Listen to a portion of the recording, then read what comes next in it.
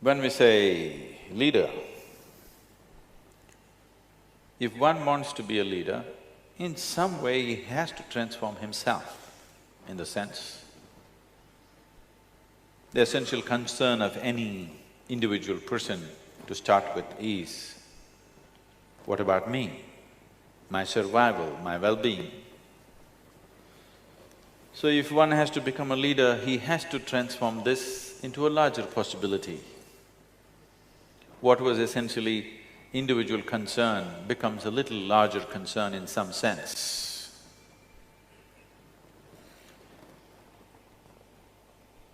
What is being looked forward to from a leader is, he should be able to see things that other people are not able to see. He need not be a superhuman being, he need not know everything. Most leaders don't know much, but they're able to see certain things that other people are missing, and they're able to put together to a common purpose. They're able to put people together for a certain common purpose that makes them leaders. Once you're in the position of leadership, every thought that you generate, every emotion that you generate, every action that you perform has impact on many, many people. Maybe a few hundred people, 1,000 people, or millions of people, depending upon what type of leadership you're in. So every thought, every emotion, every action of a leader has an impact on many, many lives. When this is so, it is extremely important that one who wishes to be a leader in some way focuses upon how he is within himself too, not just about how he performs in the world. Because no human being is doing anything that he is not himself in some way. So enhancing this being the way he is, evolving this being the way he is, transforming this being the way he is a very important part of leadership. Learning the tricks of management, learning the tricks of manipulating or inspiring people is another thing. But the most important thing is, learning the art of evolving this being is very, very important, because everything that being…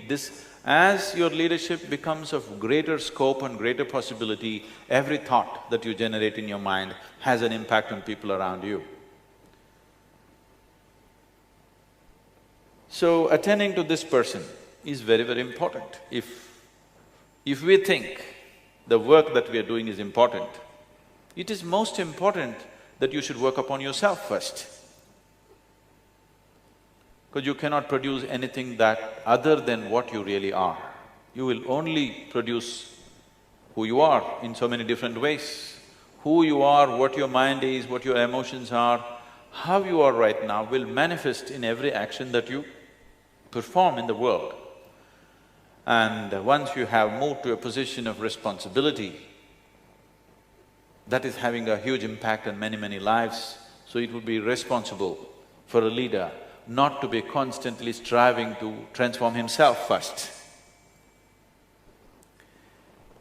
And essentially, leadership also means either you're transforming lives of people directly, or you're transforming situations which will in turn lead to transformation of life for other people. So transformation and leadership cannot be separated. Leadership is transformative. But I know we have gotten used to live in leadership of stagnation, but that's not leadership, because some people become leaders in moments of strife. When there's large-scale injustice, suddenly a human being starts thinking beyond his own well-being. His involvement becomes beyond his own personal needs, and he tends to become a leader sometimes. Or sometimes individual ambitions will propel someone to become a leader. Or sometimes leadership happens by default. You having been born in the right family or the wrong family, whichever way you want to look at it But essentially, if one wants to evolve into a natural leader, because leadership is not assertion of yourself. Leadership is a way of knowing the art of fulfilling everybody's aspirations. Leadership is the art of making people understand essentially, deep down, all our aspirations are same. Whether you are leading a company or a community or a city or a country, essentially it is about making people realize somewhere deep down all our aspirations are same. The first time I was at the economic forum, people looked at me very resentfully. They said, "What is a mystic doing at an economic conference?" So I thought, let me speak their own language. So I asked, "What do you do? What's your business?" This person said, "Well, I'm working for Lenovo. We are the second largest computer manufacturers and we do this, this, this." I said, "See, you're doing computers." I pointed out one man who was a General Motors person, and I said, "See, he's making cars, somebody there is making safety pin." It doesn't matter whether you're making computer, car, safety pin or spacecraft, what is the fundamental business? He said, "What? My business is computer." I said, "Your business is not computer. The fundamental business is human well-being, isn't it? That's the reason why you're making you might have forgotten why you're making a computer. Essentially, you're manufacturing computer to make human life better, isn't it? Somebody is manufacturing a safety pin to make human life better. So essential business is human well-being, and that's my business too. So that's why I'm here." Everybody's business is human well-being. It is just that it is only the scale and scope which is different from person to person. One person thinks human well-being means just my well-being, my individual well-being is human well-being, I don't care what happens to somebody. For another person, human well-being means him and his family. For another person, human well-being means him and his community. For another person, it's him and his country. For another person, it's the whole world. Only in scale, human beings can be different. Otherwise, every human being's aspiration is human well-being, isn't it so? Yes? Is there somebody who is not involved in human well-being? Only the scale is different, isn't it? So, if your scale is larger than individual well-being, then you are a leader. So if it is larger because you think, because of your ambition, it'll be stressful. If you've taken this on because your family pushed you into it, it'll be very stressful. You will become a natural leader. Being a leader is not certain position, it is just a certain capability and fulfillment of our aspirations. In the sense, nobody can become a leader without a certain spiritual element in him. No, don't get like that. When I say spiritual, I am not talking about you joining some religion or joining up with some group. Essentially, spiritual process means expanding the horizons of your perception and experience of life and oneself. In some way, your perception of life has enlarged itself beyond self-preservation. You're thinking not just about this being well, you're thinking of making things happen for lots of people, that makes you into a leader. So this can happen out of your thought, or this can happen out of necessity of situations in which you exist, or this can happen because your perception has truly expanded. When I say perception has expanded, shall we do an experiment with you? Can I do an experiment with you? Take your right hand, touch your left hand and see. Is that you? Is this you? Touch the chair on which you're sitting. Is that you? No. How do you know this? What is the basis of your experience which tells you this is me, this is not me? Don't sit there like yogis, I'm the yogi.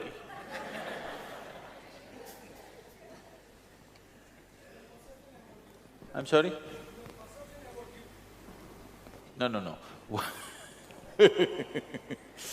What is it that tells you this is me and this is not me?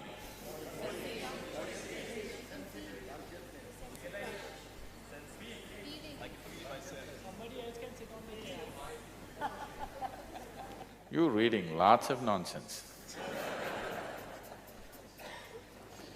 Just tell me, what tells you this is not me? What tells you this is me? Sensation, isn't it?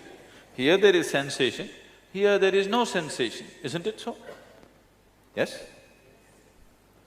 So, it is your sensation which determines what is you and what is not you. It is the boundary of sensation. Whatever is within the boundaries of your sensation is you. Whatever is outside the boundaries of your sensation is not you. Is that the definition of yourself? Yes, technically. So what is within this is you, if it's outside of this is not you. There is water here, not reachable, okay. There is water in this, is this you? No. If you drink it, does it become you? What happened? What was outside the boundaries of your sensation got included into the boundaries of sensation, suddenly it's you. How did you get these kgs that you're carrying around? Were you born like this? What you call as myself right now was all over the planet, isn't it so? Are you eating only Marathi food or are you eating… No, I'm just saying, it's all over Maharashtra or all over the planet. I don't know where all you picked up the stuff. So what you call as myself was a piece of earth at one time. Now you go about, this is me. What has happened? You just took a piece of earth and included it into the boundaries of your sensation, now this is you. Now do I have to tell you, please take care of your little finger, this should be taken care of, don't harm it, don't cut it, don't bite it off, should I have to tell you? No. So now, your boundaries of sensation are not fixed. Have you at any time been so joyful, so exuberantly joyful that tears came to you? So if you've been that joyful, at that moment if you take your hands and keep it 8–9 inches over your body, right here you will feel sensations. Have you noticed this happen? You do one thing, you just do like this and hold it 3–4 inches away, do you notice sensations? Yes? If you become very happy, just try this, there'll be a transaction between these two hands. This will happen to you. Did you ever hold somebody's hand and sit and you were in love? Just holding hands felt like two people have become one, isn't it? This is because only if you're feeling exuberant, otherwise holding hands is a dirty thing, it sweats and it's irritating and everything. Only if you are feeling very exuberant, now it's good because the sensation, the boundaries of sensation have expanded. Sensory body has an existence of its own. Today medically they can prove this to you. If you have not had these kind of fabulous experiences, then we'll have to do something horrible to you. Suppose we chop off your leg. Even if your physical leg is gone, the sensory leg will be still in place for a certain period of time, you know this. It's a medical fact today. So sensory body has a presence of its own beyond the physical body, and this sensory body expands when your life energies are exuberant and contracts when your life energies are depressed or suppressed. This could have happened to you, you are very worried and depressed about something, somebody comes and taps you on the shoulder, you can't feel it. Have you noticed this? Have you noticed this? Because when you are in a depressed state, your sensory body contracts. When you're in an exuberant state, it expands. If you consciously crank up your life energies to a certain level of exuberance, if you sit here, suppose your sensory body became as large as this hall, now you would experience all this as a part of yourself. If you experience these people as you experience the five fingers of your hand, because what is within these five fingers was also outside some time ago, isn't it? Yes? This is slowly you accumulated into the boundaries of sensation. It was outside and you included into the boundaries of sensation, now you experience this as myself. Suppose you stretched your boundary of sensation to this whole hall, after that, do I have to tell you, be good to this person, don't harm that person, don't kill that person? Do I have to teach you morality? Would you naturally do what best you can do for all this life around you? Then you are a natural leader. That's what a leader is supposed to be.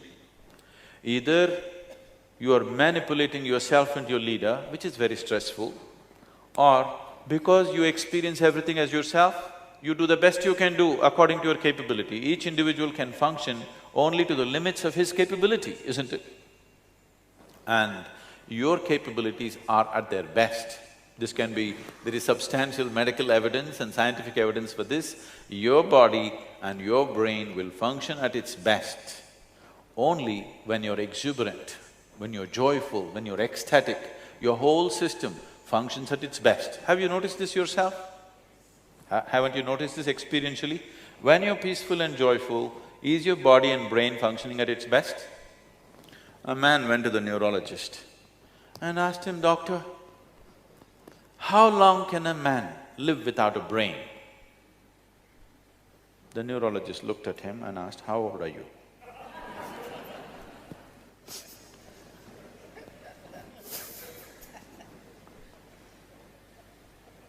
Now, when I talk about exuberance of experience, where is the basis of your experience, first of all? Can you see me at least? Those of you who are not talking to me, can you see me? Yes. Tell me, where am I? You can't tell me, okay, you're not on talking terms. Can you show me where I am? Please use your hands. Where am I? Oh, you got it totally wrong. Although you're completely off the mark. You know, I'm a mystic. This light is falling upon me, reflecting, going through your lenses, inverted image in the retina. Have you heard the whole story? So where do you see me right now? Within yourself. Where do you hear me right now? Within yourself. Where have you seen the whole world? Within yourself. Have you ever experienced anything outside of yourself? Have you ever experienced anything outside of yourself? Right now, if I touch this chair, my sensations are not of the chair, my sensations are only of my body, isn't it? Yes or no?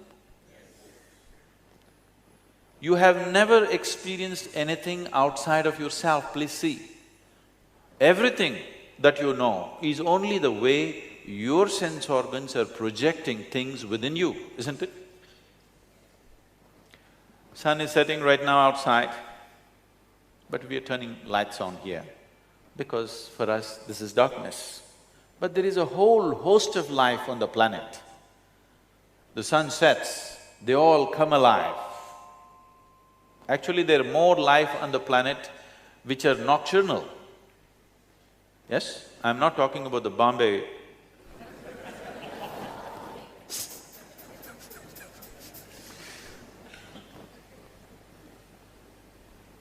There is more life on the planet which comes alive in the night than in the day. Yes? So suppose you sit with an owl and start an argument, which is light, which is darkness, where would it get you? Endless argument? Who is right, you or the owl? Both? Oh. Both means, if you're saying both, either you're working for the diplomatic corps or you may have a successful marriage. In these two areas, you must learn to say both, both, both to everything. Otherwise, you can't survive these two things. I'm asking which is light, what you see is light or what the owl sees is light. See, both of us may be wrong. One of us may be wrong, but both of us cannot be right, isn't it? Yes? So your sense perception right now is just enough for survival, but everything that you experience is happening within you. The very seat of your experience is within you. When this is so, should you not determine the nature of your experience? The world outside will happen the way you want it only to some extent, never 100% the way you want it. Yes? Never will, and I'm happy it is so. Because if the world happened completely the way you want it, where do I go? I'm glad it's not happening your way. Isn't it so? It happens to some extent your way, some extent my way, some extent somebody else's way. It's okay, that's the way the world should be. But at least this one person should happen 100% the way I want him, isn't it? Yes? But right now this is the problem. This one is not happening. This body is not taking instructions from you. This mind is not taking instructions from you. If your mind were taking instructions from you, would you keep it joyful or miserable? Pleasant or unpleasant? Pleasant for sure. If you were joyful, your sensory body would be all over the place. There would be a deep sense of inclusiveness. Once your experience of life is inclusive, without being elected, you are a leader. Without being appointed, you are a leader. Don't think whoever is appointed is always the leader. There are all kinds of leaders all over the place who are managing things and taking things in their own way, isn't it? Yes or no? Because of their sense of inclusiveness. Wherever there's inclusiveness, people will look for guidance in that direction, isn't it so? Yes? Whoever reverberates with you, you look for guidance in that direction, not to the appointed person up there, isn't it? So, there is a certain possibility within the human being which has been left unexplored by most of the humanity. Can I tell you my own story, is it okay? You shouldn't sleep off, okay? Because once upon a time, if I start, most people think it's bedtime has come. This is not once upon a time story. I know I look ancient enough, but it's not a once upon a time thing. Some time ago. When I was just 3-4 years of age, one thing that I realized was that I did not know anything. I was so utterly, absolutely ignorant about everything. This came to my awareness. So if somebody gives me a glass of water, I will just be staring at this for 3-4 hours at a stretch. Somebody gives me a dry leaf, I'll be looking at it for hours. If I sit up in the bed, I'll be just staring at nothingness for the whole night. To a point where my father, who happens to be a physician, started thinking I need psychiatric evaluation. He got really worried. This boy just stares without blinking his eyes. Something wrong with him. I'm like this. I'm looking at something because I don't know anything, I have to pay attention to every small thing. Everybody around me going about blissfully, they know everything. I'm asking you, even today, do you really know what this water is? Do you really know? I'm asking. Are you just, oh, water, H2O? Do you know what is H? Hydrogen. Do you know what's damn hydrogen? Atom, this much. Do you know what that is? We have still not deciphered a single atom in the existence. Yes or no? Yes? With all the scientific exploration, we still do not know the nature of a single subatomic particle in the existence yet. Yes, is that a fact? So I'm just staring at everything like this, and people think I need psychiatric evaluation.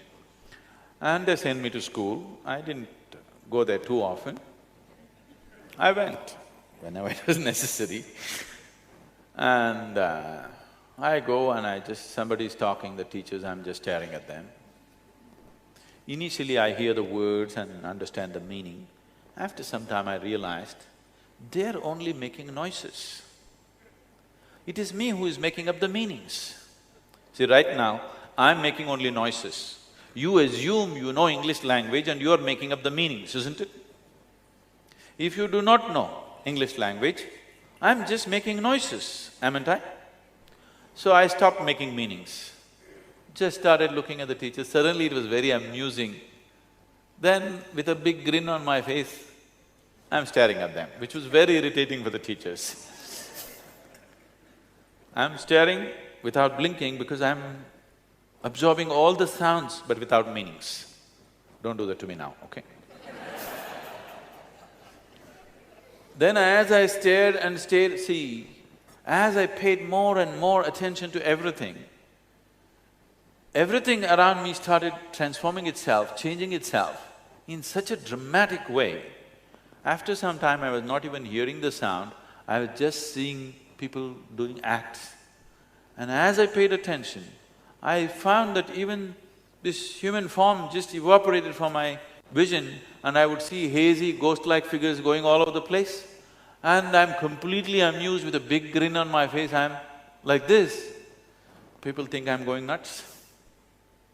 So I'm looking at the teacher, I know him through and through, but I don't know what the hell he's talking about. One day this happened, I remember this situation very well because about 4 months ago, this school invited me to speak at their alumni meeting. I said, please, not me, because I was not just not a good student, I was not even a student. Why do you want me? They said, no, no, no, we want you. I said, why? They said, our school has produced scientists, our school has produced great managers, our school has produced test cricketers, but you are the only mystic, so you have to come. So I went there for this alumni meeting and all the buildings are same and all my memories came back to me. And I thought, see, this classroom, in this classroom a certain situation happened which changed my life in many ways. On that particular day, this teacher was talking about something, whatever, and as usual I was staring, looking through him, not listening to what he's saying.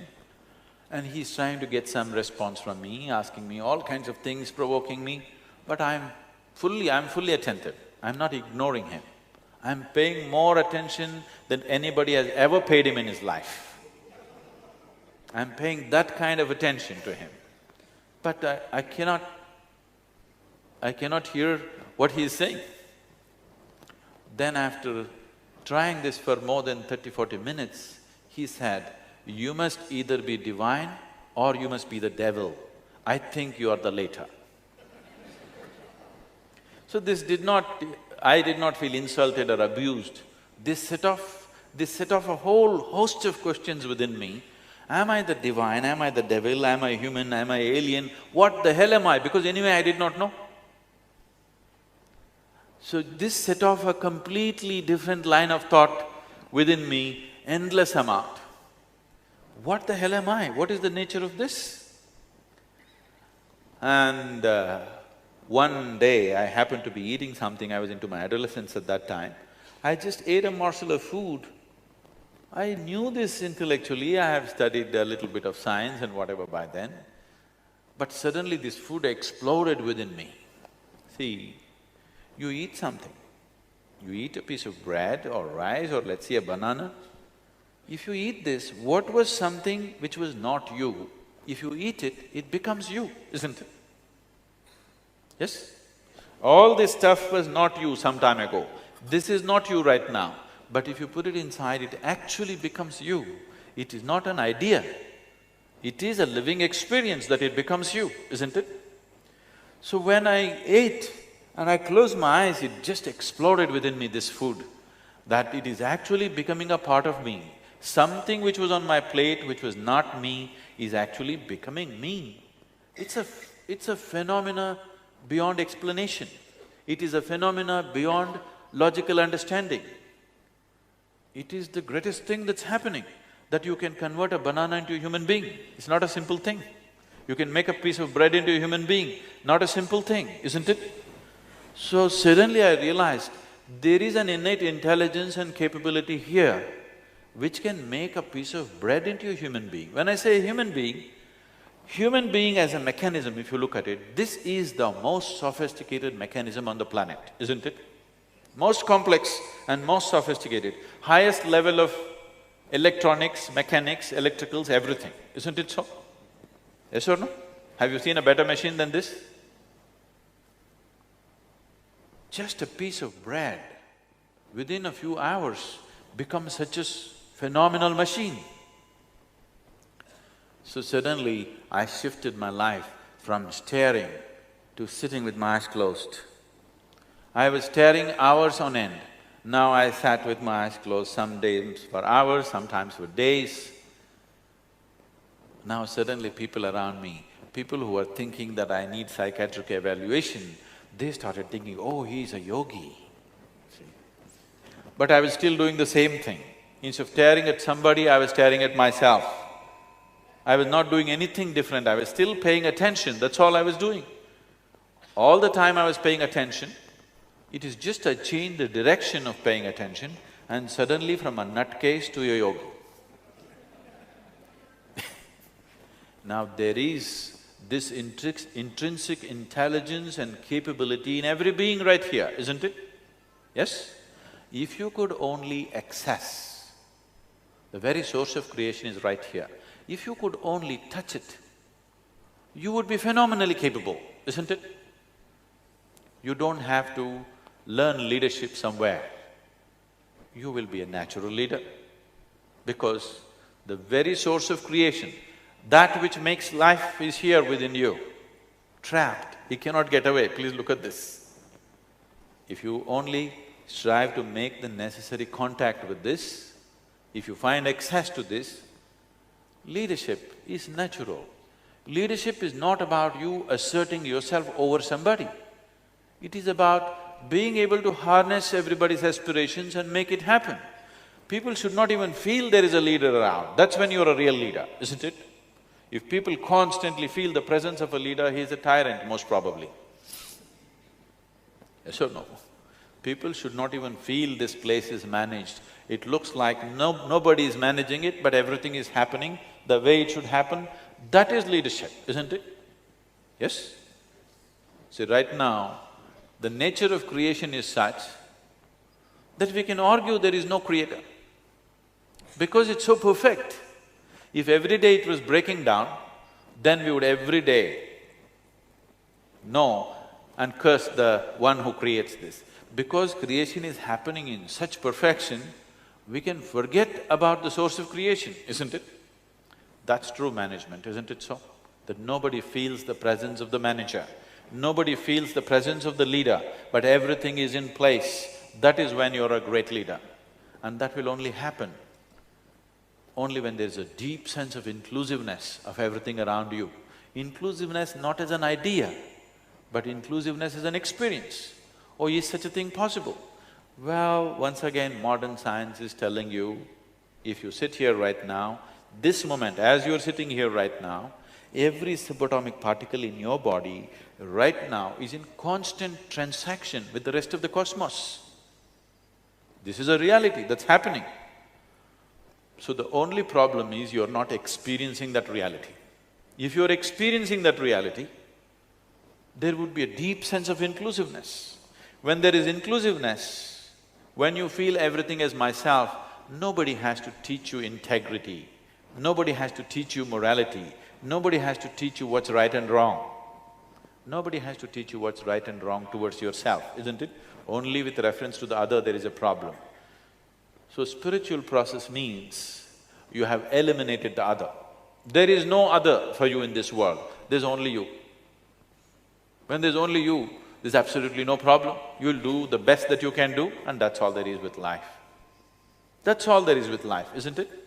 Have you fully expended yourself? Everything that you are, has it been used or not? Whether you can perform like somebody else or not is not the question. The question is, have you used this being fully for whatever it is? And that will only happen if your experience of life is constantly pleasant. I will tell you this, there is medical evidence to prove this today. If you maintain 24 hours of utter pleasantness, before that let me ask you a question. Unfortunately, almost the whole population on the planet will come with a negative answer. How many of you have had one day in your life, that is one 24-hour segment in your life, where you spent 24 hours without a moment of irritation, agitation, anxiety, unhappiness, anger, nothing? You went through 24 hours blissfully. Very few people can say yes to this, unfortunately. See, if one day did not happen the way you want it, that's different. If not even one day happened the way you want it, you are not in the position of leadership, even with this one, isn't it? Yes? Even 24 hours in these many years, if it did not happen exactly the way you want it, obviously you are not in control. You are happening by accident. If your own body and your own brain is not taking instructions from you, why the hell should 1,000 people or 10,000 people take instructions from you, I'm asking? Why should they take it? Now, being a leader is going to be phenomenally stressful because you are trying to manipulate situations to make them happen. You do this much to yourself, that your mind and your body will do what you want it to do. You will see, suddenly working with the world is such an effortless process. Because once your mind is taking instructions from you, there is no such thing as unpleasantness within you. There is no such thing as stress within you. There is no such thing as anxiety within you. Yes? You're anxious, you're stressful, not because your job is stressful, simply because you do not know how to manage your systems, isn't it? Yes? You do not know how to manage the human system, that is the whole problem. Now, if there is one thing, Sadhguru, tell us one thing that will make me into a good leader. Shall I tell you a story? I'll tell you a donkey story. There was an old farmer who had an old ass or a donkey with him. One day this ass, being an ass, it went and fell into an open well. And this well was dry, no water, 30 feet deep. He's unable to climb up, so he's crying piteously. So the farmer went and looked. This is an old donkey on the verge of retirement. A retired ass nobody wants. A working ass, all right, they'll bear with it. Retired ass, who wants?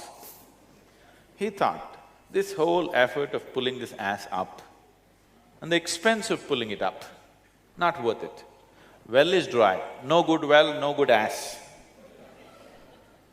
So he called his neighbors and said, let's fill up the well. 2 jobs in one shot. You have closed the unused well and you have buried the retired donkey. So they all started shoveling in earth, wanting to bury this ass alive. So you have no value for a retired ass, but ass doesn't think so.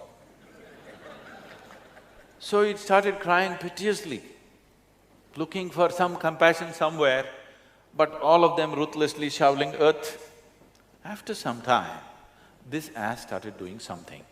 Every time a shovelful of earth fell on its back, it shook it off and took an upward step.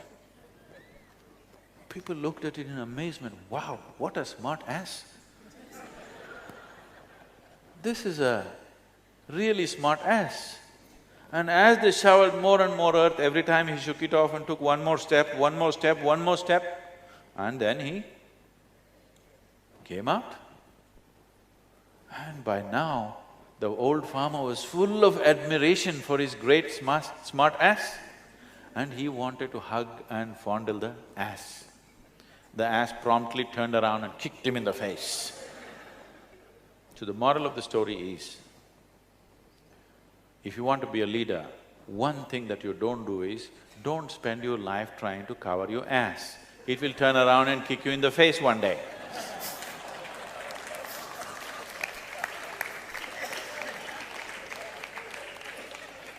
Because what people expect you from a leader is that first of all, he is straight. People don't appreciate you manipulating them. People appreciate that first of all, you are straight. You don't have to be brilliant to be a leader. You don't have to be a genius to be a leader. You don't have to be a superhuman to be a leader. You are straight, your integrity is always there, and you have some vision. You have some insight into a few things. That makes you into a leader. When you are truly inclusive, you'll naturally have an insight about everything. And then you gather people, right kind of people will naturally gather around you when they see a certain level of integrity in you, and things will happen, according to your capability, of course. You can never equate people's capabilities. People come with different capabilities, it's fine. But the question is just this: are you able to use yourself to the fullest extent or no? If you yourself are an issue, so please see, you yourself are an issue on a daily basis. When you are an issue, you cannot handle issues on the outside. So if you make yourself like this, that this is not an issue anymore.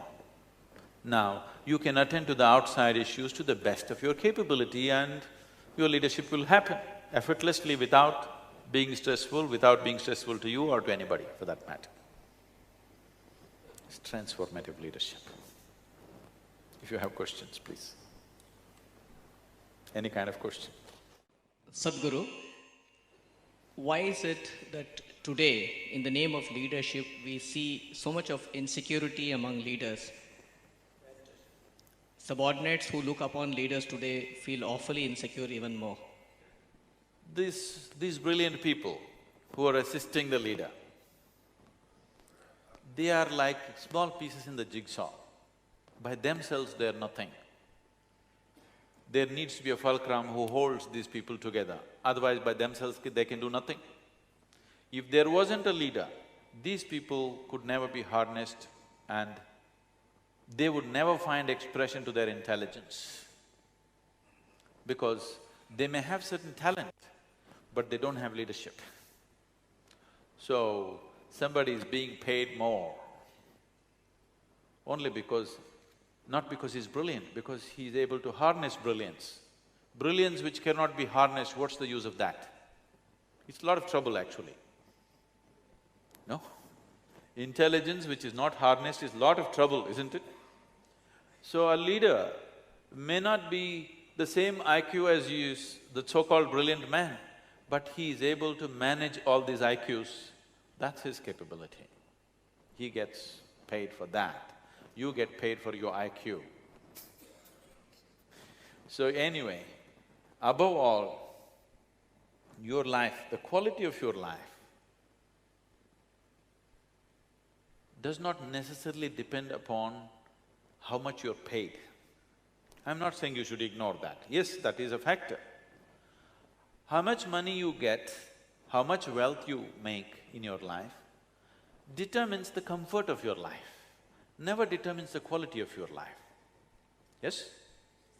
It gives you certain access, it gives you certain comfort, it facilitates a few things around. But essentially the quality of your life is in how joyfully you're creating what you're creating, isn't it? If you are absolutely giving yourself and if you're brilliant as one claims to be, and if you're really making things happen to the best of your ability, in many ways you become indispensable for any group of people, isn't it? So instead of thinking of increment, I think people should focus on how to become indispensable. That people can't believe that without you, this situation can work. It will work anyway. Tomorrow morning if I fall dead or you fall dead, the world will go on fine, don't have any illusions about that. But people should believe that without him, how to live, how to make this work. If people get such feeling, then you will be substantially rewarded. But the true reward is in the joy of doing what you're doing, not in what you get at the end of the month, isn't it?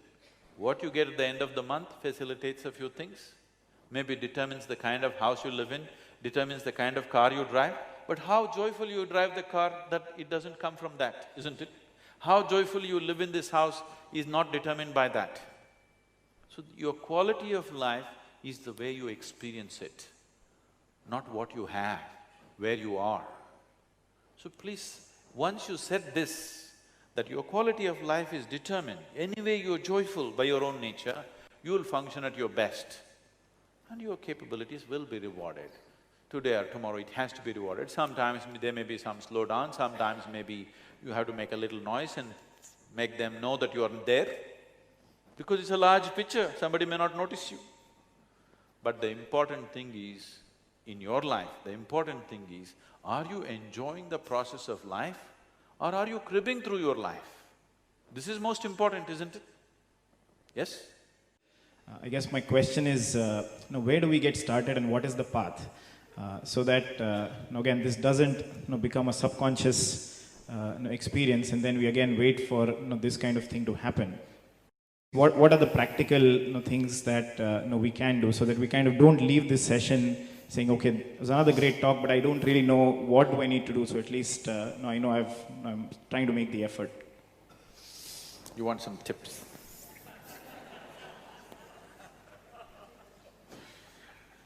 People have given all kinds of tips and they've not worked, isn't it? People have read all kinds of books and they work for a certain period of time, after that they don't work, isn't it? Because you're trying to imbibe inclusiveness from outside. No. Inclusiveness is the nature of life, that's what I said. It is not about you trying to change yourself. It is about realizing the nature of your existence. It is not about changing realities. It is just about realizing the nature of reality. The nature of reality is right now like this. I hate this person, I want to scratch his eyeballs out. But unknowingly, what he exhales, I inhale, what I exhale, he inhales, no problem.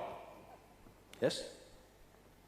Yes, you're inhaling what your mother-in-law exhales, your enemy exhales, your boss exhales, whether you like it or not, isn't it? Yes or no?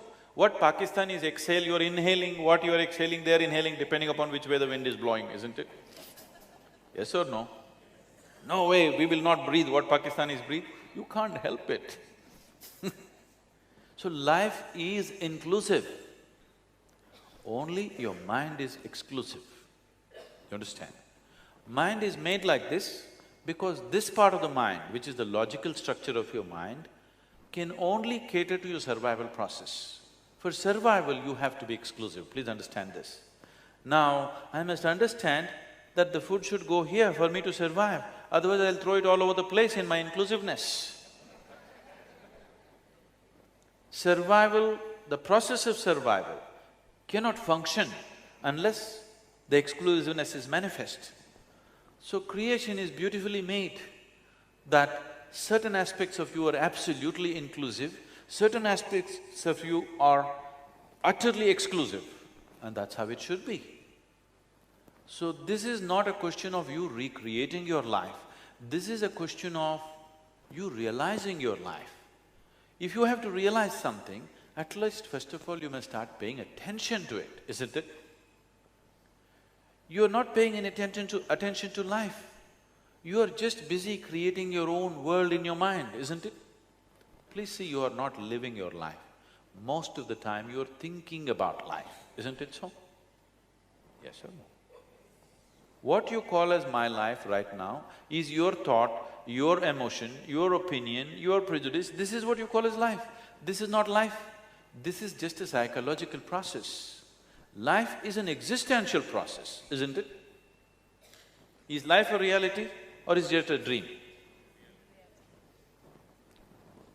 But what's happening in your mind? Is it a reality or is it just a dream? It's just a dream. What happens in your mind is a dream. So if you understand this, you can make your dream any way you want. I'm not saying don't dream, at least you must be having the kind of dreams that you want, isn't it? But you're not having the kind of dreams you want. That is why stress, that is why anxiety, that is why fear, that is why hatred, that is why all forms of unpleasantness, isn't it? If your dream was happening the way you want it, even if your life was not happening the way you want it, if your dream was happening the way you want it, you would be at least joyful. Maybe starved, but still you would be joyful. Maybe fired from your job, still joyful. Yes? Because when you're in the job, you're complaining about the job. If you get fired, you get complaining about the beach. What do people do in Mumbai if they get fired? Do they go to the beach at least? No, they go to the bar. Okay. So, what do I do so that it just doesn't become a thought? First and foremost thing is, when I started this with myself, everything was like a fantastic discovery for me, and I started working towards creating this and making this happen. This whole technology of how to make this happen the way I want it. Then I discovered that I was a fool who was trying to reinvent the wheel.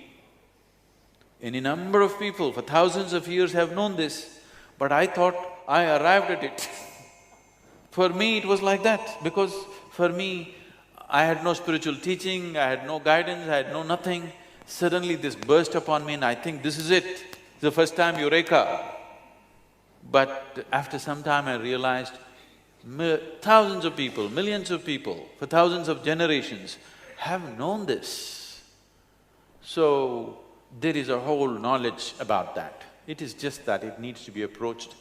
If you want to start off on an inner journey, when I say inner journey, I want you to shave it off of all the traditional notions that you have about it. Right now, you understand your experience of life is limited to what's happening within you.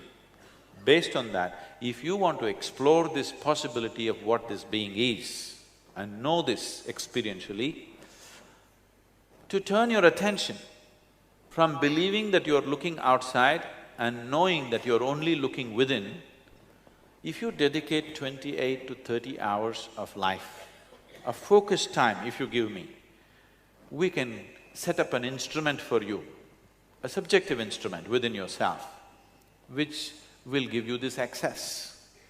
But at least that much is needed. Still technology is at that level. Someday if I arrive at a technology where it can be done in a moment, we'll do it. I can do it in a moment if you are a very simple human being. But now you're educated, we take 30 hours with education. Thank you very much for being here.